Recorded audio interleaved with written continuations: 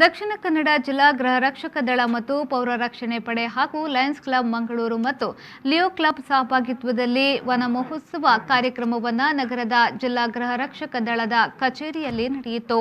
ಇನ್ನು ಪರಿಸರವಾದಿ ಮಾಧವ ಉಳ್ಳಾಲ್ ಅವರು ಮಾತನಾಡಿ, ಪರಿಸರ ರಕ್ಷಣೆ, ಗಿಡ ಮರಗಳ ಪೋಷಣೆ ಪ್ರತಿಯೊಬ್ಬ ಪ್ರಜೆಯ ಸಾಮಾಜಿಕ ಹೊಣೆಗಾರಿಕೆಯಾಗಬೇಕು ಎಂದು ಹೇಳಿದರು.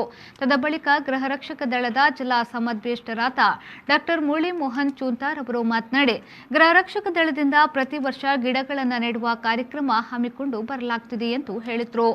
ದಕ್ಷಿಣ ಕನ್ನಡ ಜಿಲ್ಲಾ ಗೃಹ ರಕ್ಷಕ ದಳ ಮತ್ತು ಪೌರ ರಕ್ಷಣಾ ತಂಡದ ವತಿಯಿಂದ ಲಯನ್ಸ್ ಕ್ಲಬ್ ಮಂಗಳೂರು ಮತ್ತು ಲಿಯೋ ಕ್ಲಬ್ ಮಂಗಳೂರು ಇವರ ಸಹಕಾರದೊಂದಿಗೆ ದಕ್ಷಿಣ ಕನ್ನಡ ಜಿಲ್ಲಾ ಗೃಹ ರಕ್ಷಕ ದಳ ಬೇರಿಹಿಲ್ ಇದರ ಕಚೇರಿಯ ಆವರಣದಲ್ಲಿ ಈ ದಿವಸ ವನ ಮಹೋತ್ಸವ ಕಾರ್ಯಕ್ರಮವನ್ನು ಮಾಡಲಾಗಿದೆ.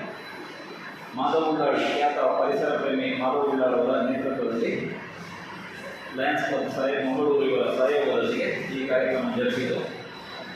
20ಕ್ಕೂ ಹೆಚ್ಚು ಗಿಡಗಳನ್ನು ಕಚೇರಿ ಆವರಣದಲ್ಲಿ ನೆಡಲಾಯಿತು.